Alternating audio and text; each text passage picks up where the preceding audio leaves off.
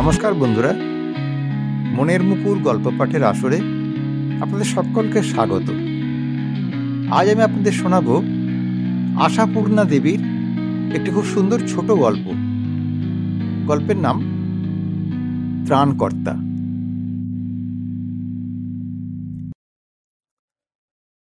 মানুষের প্রতি বিশ্বাস রাখতে চেষ্টা করো দেবু। জগতে সবাই কিন্তু অসৎ নয়, হয়তো পরিবেশের চাপে। সত্যব্রত তাঁর স্বভাবগত ভারী আর খাদেনামা গলায় বললেন, আমি বলছি ছেলেটা জাত অপরাধী নয়, হয়তো পরিবেশের চাপেই। সত্যব্রতর গলার স্বর যেমন গভীর গম্ভীর, পুত্র দেবব্রতর গলার স্বর তেমনি হালকা আর চড়া। দেবব্রত অনেকটাই তার মার মতো। মায়ে ছেলে দুজনেই সত্যব্রতকে মিনমিনে এবং ভাববিলাসী বলে অভিহিত করে থাকে। অতএব এখন বাপের এই মানবিকতার আশাবাদী বাক্যটি দেবব্রতর কাছে অমৃতং বালভাষিতং এর মতোই মনে হলো, এবং নিজস্ব স্বাভাবিক চড়া গলাকে আরেকটু চড়িয়ে বলে উঠল দেবব্রত, আপনার ওই সত্যযুগ মার্কা মহৎ চিন্তা টিন্তা এ যুগে অচল বাবা। পাইজিটাকে থানায় জমা দিয়ে তবে আমার কাজ। বিশ্বাস, মানুষের প্রতি বিশ্বাস রাখবার চেষ্টা করতে হবে। কোথায় আছেন আপনি এখনো? কোন স্বর্গীয় স্বপ্নলোকে বাস করছেন? সত্যব্রত একটু হাসলেন, বললেন, হয়তো মূর্খের স্বর্গেই, তবু স্বর্গসুখটা তো লাভের খাতায় জমা পড়ছে। অগাধ অনন্ত নরকের থেকে এটা এমন কি আর খারাপ? দেবব্রত আরো চড়ল, বলে উঠল, আমি বলি খুব খারাপ। একটা মিথ্যে রঙে রঙিন চশমা পরে সংসারটাকে দেখে সন্তোষ পাওয়া শুধু বোকামি নয়, মিথ্যাচারও। আপনি কি বলতে চান আজকের পৃথিবীতে আপনি সব মানুষকে বিশ্বাস করেন? সত্যব্রত আবারও হাসলেন, বললেন, করি এমন কথা বলতে পারবো না, তবে বিশ্বাস করার বিশ্বাস রাখার চেষ্টা করি। অবশ্য আজকের কেসে চেষ্টা করে নয়, আমি সত্যি বিশ্বাস করছি ছেলেটা জাত অপরাধী নয়। দেবব্রতর গলার স্বরে ব্যঙ্গের আভাস ফুটে উঠল। দেবব্রতর ঠোঁটের কোণটা একটু কুঁচকে গেল। দেবব্রত বলে উঠল, যদিও ছেলেটা পাকা চোরেদের মতোই রেন ওয়াটার পাইপ পেয়ে ছাদে উঠে বাড়ির মধ্যে এসে ঢুকেছে। আহা, সে তো দেখাই যাচ্ছে, কিন্তু কথাটা কি হচ্ছে সেটার বলে উঠতে পারলেন না সত্যব্রত। রান্নাঘরের দিক থেকে চলে এসছেন নীহারকণা। পিতা পুত্রের বাক্যালাপে কিছুটা তার কানে ঢুকেছে, তাই এই রঙ্গমঞ্চে তার আবির্ভাব। নীহারকণার হাতে একটা ভিজে গামছা, সেটাকে ঝাড়তে ঝাড়তেই চলে এসছেন, এবং সেটাকে অহেতুকই ঝাড়তে ঝাড়তে বলে ওঠেন, কি কথা হচ্ছে রে দেবু? ওই লক্ষ্মী ছাড়া ছোঁড়াটাকে পুলিশে না দিয়ে ছেড়ে দিতে হবে? দেবব্রত ব্যঙ্গ আর ক্ষোভের গলায় বলে ওঠে, হ্যাঁ, ছেড়ে দিতে হলেও তো ছিল ভালো, ওকে বাড়িতে রাখতে হবে, মহৎ ব্যবহারের দ্বারা ওকে সংশোধন করা হবে। নীহারকণা চেঁচিয়ে বলে ওঠেন, আর তুই তাই শুনবি? লোকটার মাথাটা যে একেবারে খারাপ হয়ে গেছে, তা তুই টের পাচ্ছিস না? রাখ ওর কথা। এই দণ্ডে মিচকেটাকে থানায় জমা দিয়ায়, কে বলতে পারে ওর সূত্র ধরে একটা বড় গ্যাং ধরা পড়ে যাবে কিনা। নে, চা খেয়ে বেরিয়ে পর সন্তোষকে নিয়ে। হাতের বাঁধন খোলার আগে একবার দেখে নিস পকেটে ছুরি ফুরি আছে কিনা। সত্যব্রত চমকে উঠে পড়লেন, হাত বেঁধে রাখা হয়েছে নাকি? নীহারকণা জোর গলায় বললেন, তা হবে না? হাত খোলা থাকলে কি না কি করতে পারে তা ঠিক আছে? সত্যব্রতর খাদে নামা গলার থেকে একটা কথা উঠে এলো, ঘরের দরজায় বাইরে থেকে তালা দেওয়া হয়েছিল না? তা তো ছিল, বলি তালা খোলা মাত্র যদি ছুরি ফুরি নিয়ে ঝাঁপিয়ে পড়ে? সাপকে বিশ্বাস করতে আছে? দেবু, যা, বৌমা চা নিয়ে বসে আছে, ও খেয়ে নেই, ওই পাপকে বিদায় করে আয়। নীহারকণা যত সহজে বলতে পারলেন, লোকটার মাথা খারাপ হয়ে গেছে, ওর কথা ছাড়। দেবব্রত অবশ্য তত সহজে সে সিদ্ধান্ত নিতে পারছে না। স্ত্রী যত সহজে দাপুটে কথা বলতে পারে, পুত্র তা পারে না। কারণ একজনের হতমান্য হলেও অপমান নেই, অপরজনের এতটুকু এদিক ওদিকই অপমান, বিশেষ করে বিবাহিত পুত্রের। তাই দেবব্রত মায়ের এই জোরালো নির্দেশের পরও বাঁকা গলায় বলল, বাড়ির কর্তার হুকুম না পেলে তো আর যাওয়া সম্ভব নয়, বলে চলে গেল, বোধহয় চা নিয়ে অপেক্ষারতার উদ্দেশ্যে। ব্যাপারটা খুব জটিল। গতকাল রাত্রিরে, প্রায় মাঝরাত্রিরেই, এক ঘুম থেকে উঠে নিহারকণার মনে হলো জানলা দিয়ে যেন আসন্ন বৃষ্টির মতো জলো জলো হাওয়া আসছে। আর এইটি মনে হওয়ার সঙ্গে সঙ্গেই তার হঠাৎ মনে পড়ে গেল কাল সন্ধ্যাবেলা কুলের আচারের থালাটা ঘরে তোলা হয়নি। বুকের উপর দিয়ে বৃষ্টি বয়ে গেলে কুলের আচার যে কুলাঙ্গার হয়ে উঠবে তাতে সন্দেহ নাস্তি। ত্যায্য করা ছাড়া আর উপায় থাকবে না। এটা মনে হতেই নিহারকণা আলস্য ত্যাগ করে সেই রাত দুপুরই মরতে মরতে ছাদে উঠেছিলেন। সিঁড়ির দরজায় ভেতর থেকে ছিটকিনি দেওয়া থাকে, সেটা খটাং করে খুলে ফেলে যেই না দরজাটা হাট করেছেন, স্পষ্ট দেখতে পেলেন চোখের সামনে থেকে কে যেন একজন ফস করে সরে গেল।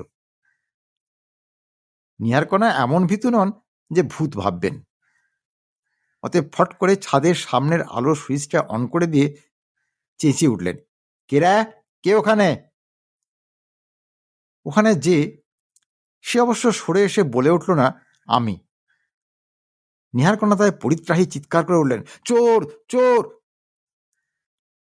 অতএব আশেপাশে বাতায়ন খুলি যায় ঘরে ঘরে, ঘুম ভাঙা আঁখি ফুটে থরে থরে। আর এদিকে বাড়ির সবাই হন্তহন্ত হয়ে ওই শব্দ লক্ষ্য করে ছাদে উঠে এসছে। প্রত্যেকের হাতেই কিছু না কিছু হাতিয়ার, কর্তার, ছেলের, বৌমার এবং ভৃত্য সন্তোষের। বেচারি চোরটার আর পালাবার উপায় রইল না, হাতে হাতে ধরা পড়ে গেল।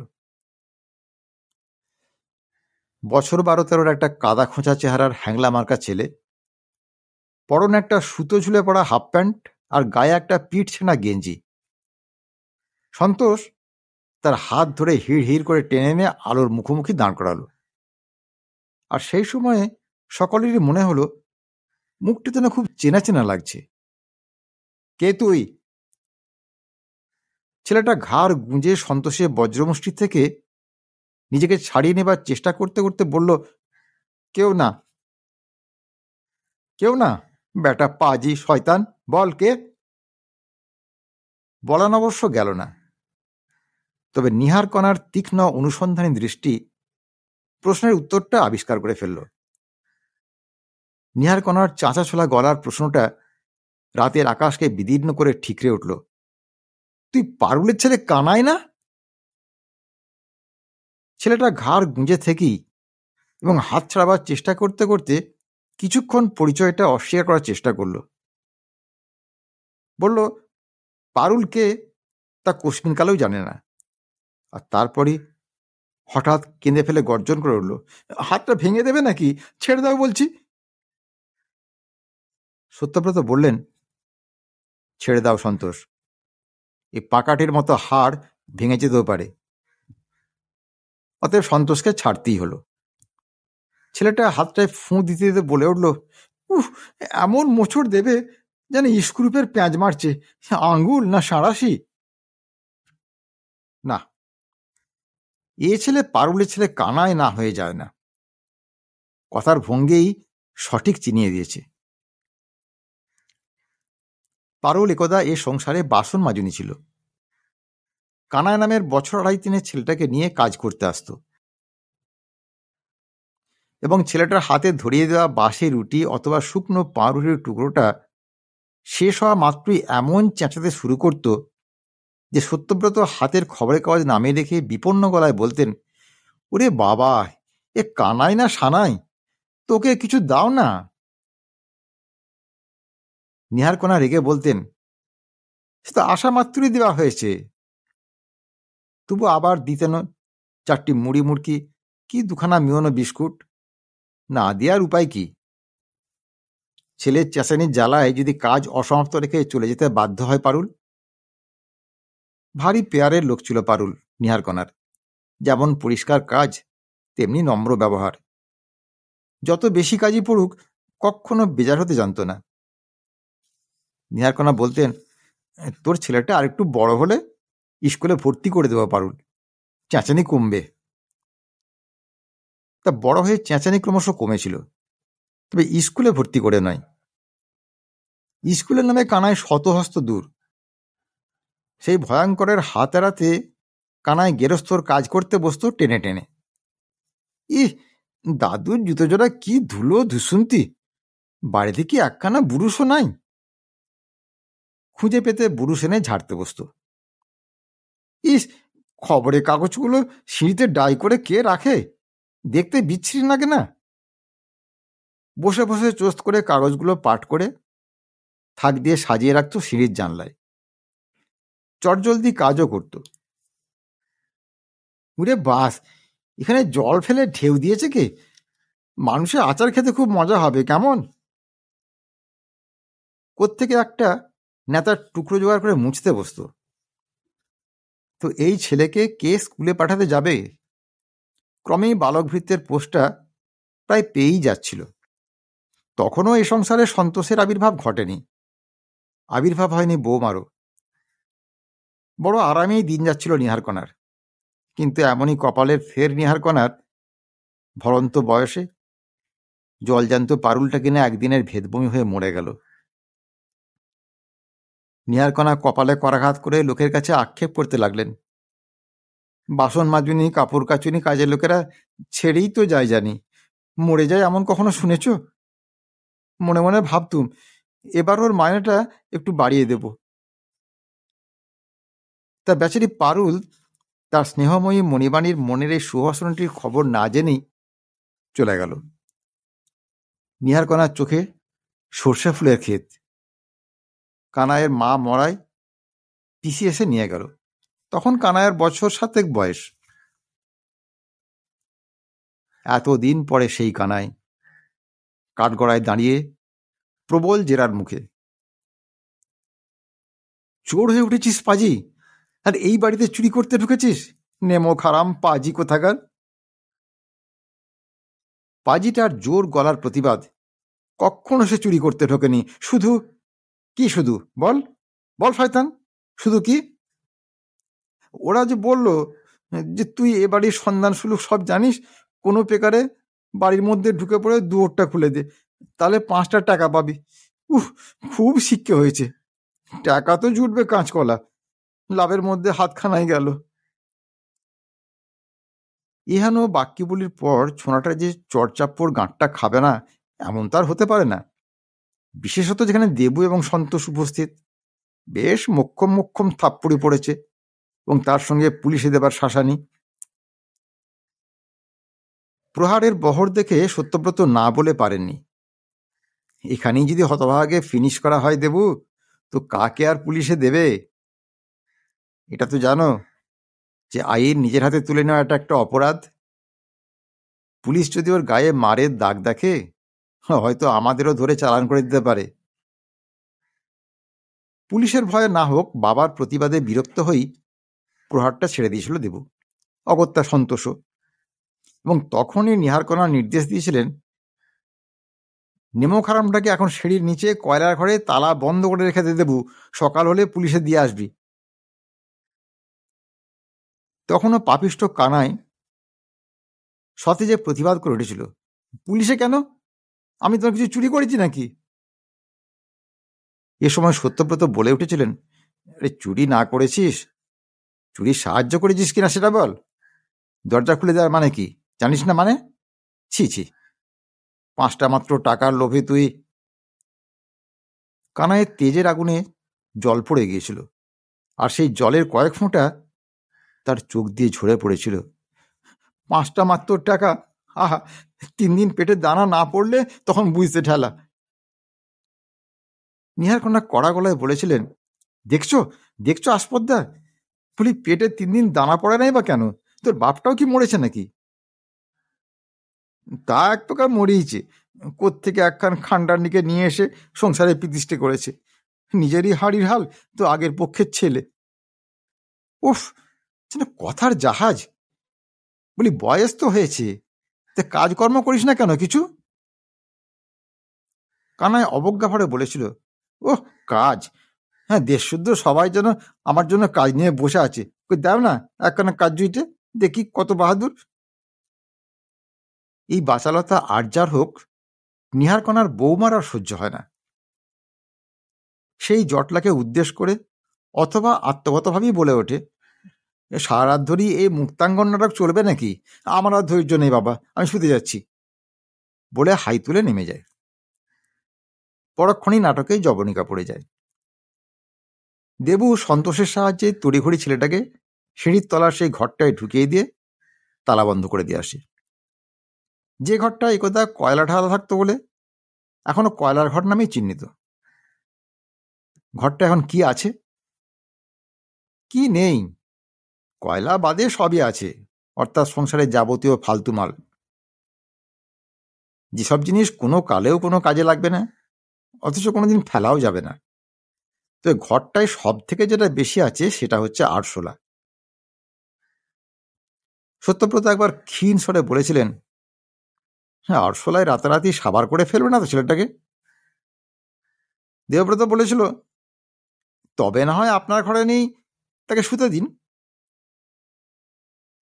বেহারা সত্যব্রত এরপরও অধিকতর ক্ষীণ স্বরে অবশ্য নিহারকণার কাছে আর্জি করেছিলেন, 3 দিন খায়নি না কি বলছিল, ঘরে কিছু নেইটেই। নিহারকন্যা ভস্য করার দৃষ্টিতে তাকিয়ে বলেছিলেন, কি, ওকে এখন পিঁড়ি পেতে বসিয়ে খাওয়াতে হবে? হ্যাঁ, বলিহারি যায়, 3 দিন খায়নি, আর তুমি সে কথায় বিশ্বাস করলে? খলের আবার ছলের অভাব আছে? এই হচ্ছে গত রাত্রির ইতিহাস। আর সকালের ইতিহাস এই। সত্যব্রত তার পুত্রের কাছে ইচ্ছা প্রকাশ করেছেন, কানাইকে থানা পুলিশ না করে পূর্বকালের মতো ফাই ফরমাসের কাজেই লাগিয়ে দেখা হোক। দেবব্রত চড়া গলার নিরীহ উক্তি, কি দেখবেন, কোন একদিন ওর সেই গ্যাংকে ডেকে এনে বাড়ি শুদ্ধ খতম করে দিল কিনা? আর সন্তোষ ঝেড়ে জবাব দিল, দাদাবু, ওটাকে রাখলে কিন্তু আমায় ছাড়তে হবে। শেষে ওর অপকর্মে আমি কি চোরের দায়ে ধরা পড়ব নাকি?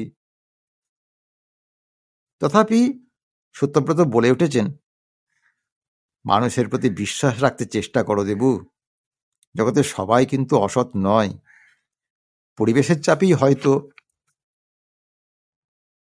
আরও বলেছেন, আমি বলছি ছেলেটা জাত অপরাধী নয়, ওকে একটা চান্স দিই দেখা যাক না, হয়তো একটা জীবন শুধরে উদ্ধার হয়ে যেতেও পারে।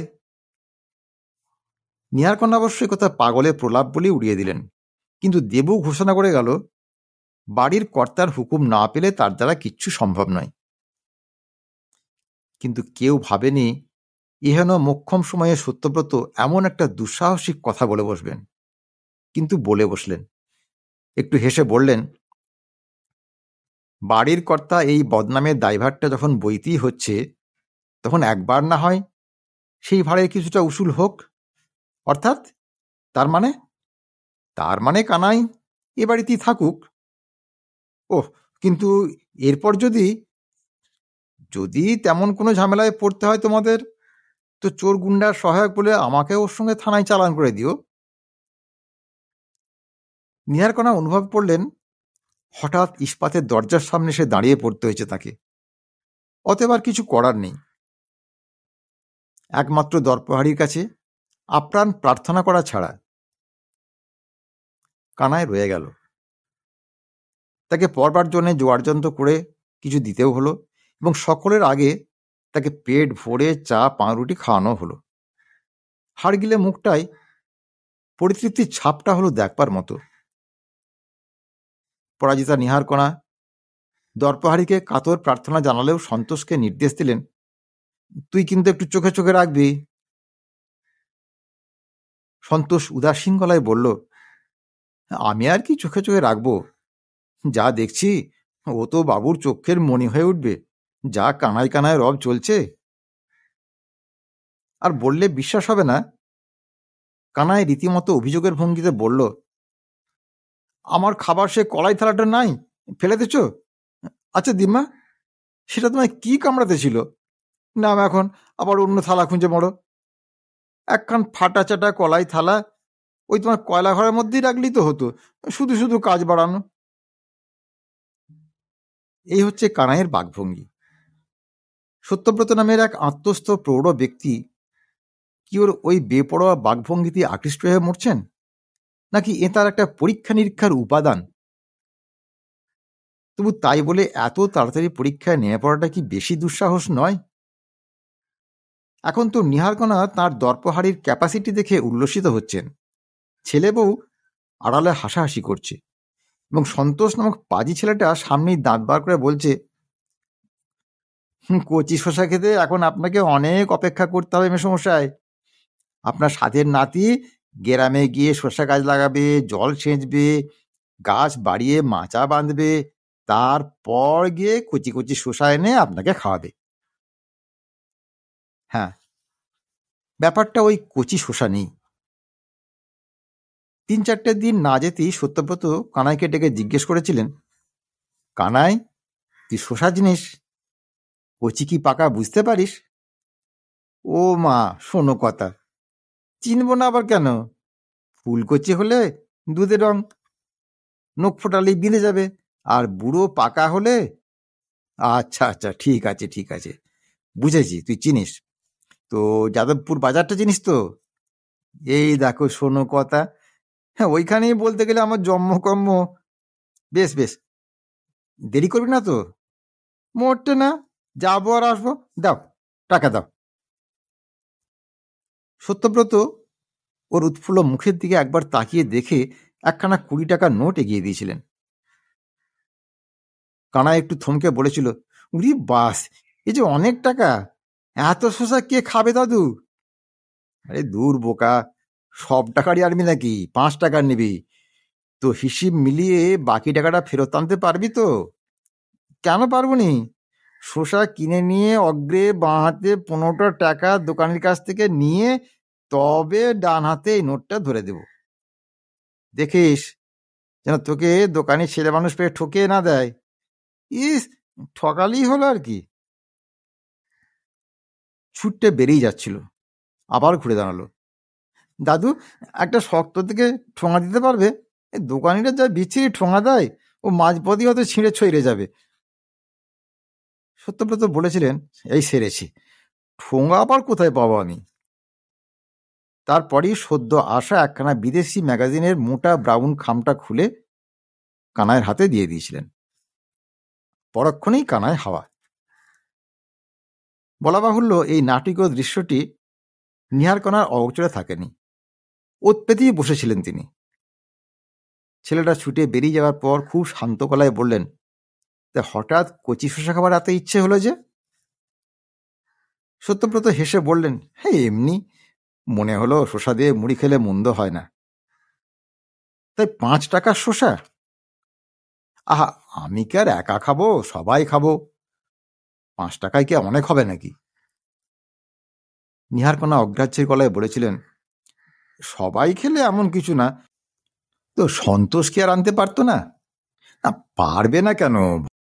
হুম, তা 5 টাকার নোট ছিল না বুঝি? হাতের কাছে তেমন ছিল না। ভালো, দেখো এখন কানা কুঁজো দুটো শসা এনে খালি হাতে এসে না বলে দোকানি বাকি টাকাটা ফেরত দিল না। সত্যব্রতর বুকটা যে একটু দমে যায়নি তা বলা যায় না। ছেলেটা যেরকম তীর বেগে ছুটে বেরিয়ে গেল, ব্যাস, গেল তো গেলই। সকাল গেল, বিকেল গেল, রাত গেল, না শসা না কানাই। এর মধ্যে সন্তোষ বার 2-3 যাদবপুর বাজারের পুরো তল্লাটটা ঘুরে এসছে এবং আহ্লাদে ভাসতে ভাসতে বুড়ো আঙুল নাড়তে নাড়তে বলেছে, কানাইবাবু টিকিটিও দেখলুম না মাসিমা। এই 1.5 দিন ধরে সত্যব্রত এখন সংসারের একটা হাসির খোরাক হয়ে রয়েছেন। কিন্তু সেসব গায়ে মাখছেন না সত্যব্রত। শুধু ভাবছেন, তার এতটা হার হলো। একটি নিশ্চিত বিশ্বাসের এমন শোচনীয় অপমৃত্যু ঘটল। তবে মানতেই হবে মস্ত একটা ভুলই করেছিলেন সত্যব্রত। আশ্চর্য, সামান্য 20টা টাকার লোভে একটা নিরাপদ আশ্রয়, একটা নিশ্চিত অন্যের আশ্বাস সব চুলোয় গেল। এদের মূর্খ বলা হবে না অপরাধী বলতে হবে, নাকি এরাই জাত অপরাধী? সত্যব্রতর বড় বেশি মুষড়ে পড়া ভাব দেখে দেবু আর বিদ্রুপাস্যরঞ্জিত মুখে বাবাকে জ্ঞান দিতে আসতে কুণ্ঠিত হচ্ছে। শুধু নিহার কন্যা এক একবার বলে উঠছেন, আখের বুঝলে না মুখ পোড়া, 20 টাকায় তোর কদিন চলবে রে? রামরাজত্ব করে খাচ্ছিলি, নাতির আদরে থাকছিলি। কানাই কাহিনী এইখানেই সমাপ্ত হতে পারত, নতুনও কিছু না, এমন তো কতই হয়। কিন্তু জেট টানলো সেই ব্রাউন পেপারের মোটা খামটা। একই হয়তো বলে দৈবচক্র। না হলে গাড়ি চাপা পড়া রোকা হ্যাংলা ছেলেটাকে রাস্তার যে লোকেরা কর্তব্যপরায়ণ হয়ে হাসপাতালে ভর্তি করে দিয়ে গেছিল, তারা এত কর্তব্যপরায়ণ হলো যে ছেলেটার বুকে আঁকড়ানো ঠোঙাটার থেকে ছড়িয়ে পড়া 4টি ধুলোমাখা শোষাকে কুড়িয়ে তুলে আবার ঠোঙায় ভরে সেটাকেও হাসপাতালে জমা দিয়ে রেখে গেল।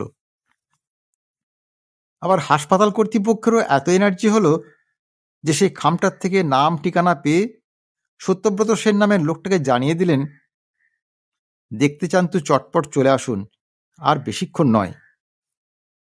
তো এ সবই কি দৈবক্রম নয়? তো বেশিক্ষণ না হলেও ছিল কিছুক্ষণ।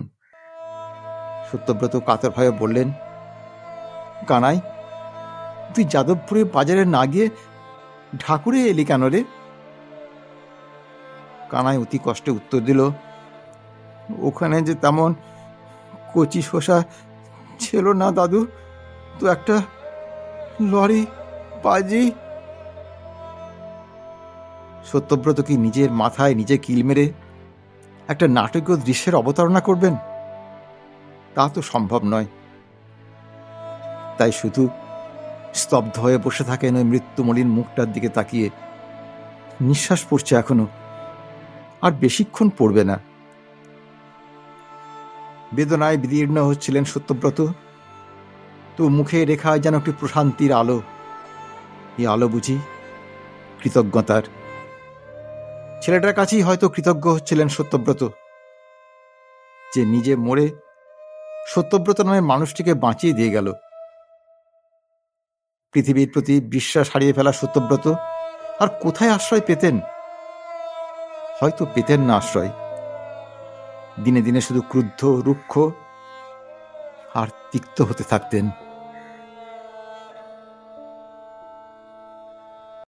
বন্ধুরা, আজকের গল্প তাহলে এখানেই শেষ করছি। যদি গল্পটি আপনাদের ভালো লাগে তাহলে চ্যানেলটি সাবস্ক্রাইব করার জন্য আপনাদের কাছে বিশেষ অনুরোধ জানাচ্ছি। আর গল্পটি ভালো লাগলে অবশ্যই একটি লাইক দেবেন ও গল্পটি শেয়ার করবেন। আর দয়া করে কমেন্ট করে জানাবেন গল্পটি আপনাদের কেমন লাগলো, বা আপনারা যদি আপনাদের পছন্দের কোনো গল্প শুনতে চান তাও জানাবেন। আজ তাহলে এই পর্যন্তই। খুব শীঘ্রই আবার আপনাদের সামনে হাজির হব এরকম একটি সুন্দর গল্পের ভিডিও নিয়ে। ততক্ষণ সবাই খুব ভালো থাকুন, সুস্থ থাকুন। নমস্কার।